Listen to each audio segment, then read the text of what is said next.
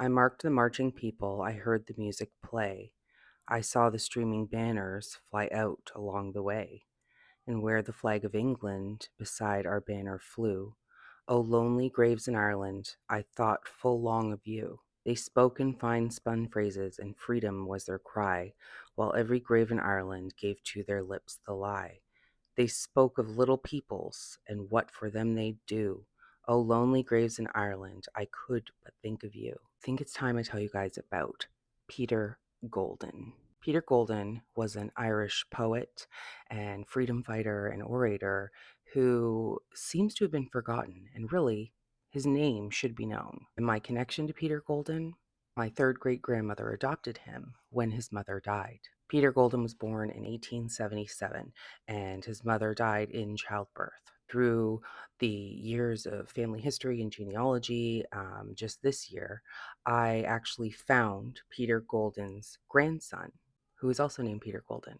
Peter Golden was a prolific poet, but what he also did was he raised millions of dollars for the fight for Ireland's freedom. 10 million to be exact, according to his grandson. His grandson and I were talking, we were absolutely blown away at the fact. Over 100 years later, the great great great grandmother of mine who saved his grandfather would be absolutely blown away to know that their descendants were talking. Years ago, I found this book on Peter Golden, and I was able to order this online. It's a biography, and to my absolute surprise, when I opened it, there was a photo of my third great grandmother, Nancy Corcoran. Peter Golden's grandson actually offered to mail me some books that are unavailable at a print. You cannot find them anywhere. So he sent me Peter Golden's books, Impressions of Ireland and Voices of Ireland. This one is signed by Peter Golden. Biography talks about how Peter Golden came to be the adopted son of my third great grandmother, Nancy Corcoran. It says, when his mother died, Peter and his brother John, who was 4 years his senior, came under the care of a close friend of the Golden family, a Mrs. Nancy Corcoran from the townland of Flagmount in Rylane. As when Nancy was taking Peter to Rylane as a baby, she asked her husband to stop the cart as she feared that Peter would die due to weakness that came on him. What will Terence Golden say if his baby dies? She exclaimed. The cart stopped outside the chapel and she recited a prayer.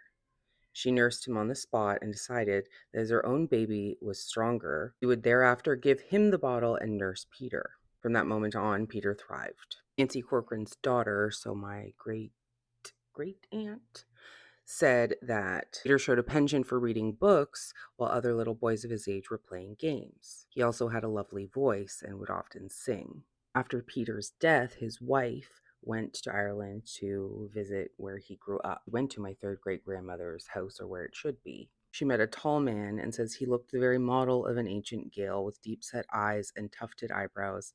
When asked if he remembered the Corcorans and the Goldens, he said, Golden, Peter? I do, he replied. I remember him singing. He then led them to the ruin of the house and told them about the many evenings when they would have music and dancing in the house, Peter always being called upon to sing.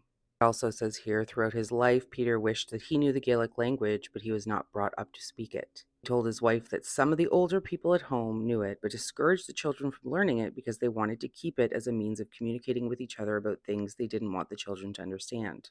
He collected Gaelic dictionaries and books written in Gaelic, but never had the time to study them. Love of Ireland and all it stood for was expressed in his poem, O Mother of Mine.